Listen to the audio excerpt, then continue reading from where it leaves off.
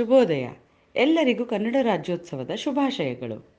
ಕಾದಂಬರಿಯ ಸಿನಿಮಾವ ವಸ್ತು ಒಂದೇ ಆದರೂ ನಮ್ಮ ಅನುಭವಕ್ಕೆ ಬರುವ ರೀತಿ ಭಿನ್ನ. ನಮ್ಮದೇ ಕಲ್ಪನೆಯಲ್ಲಿ ಕಾದಂಬರಿಯನ್ನು ಓದಿ ಖುಷಿ ಪಡಬಹುದು. ಸಿನಿಮಾದಲ್ಲಿ ಕ್ಯಾಮರಾದ ನಟ ನಟಿಯರ ಅಭಿನಯಗಳು ನಮ್ಮ ಕಣ್ಮನಗಳನ್ನು ಸೆಳೆಯುತ್ತವೆ. ಕನ್ನಡ ರಾಜ್ಯೋತ್ಸವದ ಪ್ರಯುಕ್ತ ಈ ತಿಂಗಳು ಪೂರ್ತಿ ಕಾದಂಬರಿ ಆಧಾರಿತ ಚಲನಚಿತ್ರ ಆದಂತಹ ಕಾದಂಬರಿಗಳ ಕುರಿತು ಓದುಗರ ಅಭಿಪ್ರಾಯ ಕೇಳಿರಿ. ನೀವು ಸಿನಿಮಾ ನೋಡಿಲ್ಲ ಅಂದರೆ ಕಾದಂಬರಿ ಓದಿ ನಂತರ ನೋಡಿ. ಮತ್ತೊಮ್ಮೆ ಎಲ್ಲರಿಗೂ ಕನ್ನಡ ರಾಜ್ಯೋತ್ಸವದ ಶುಭಾಶಯಗಳು.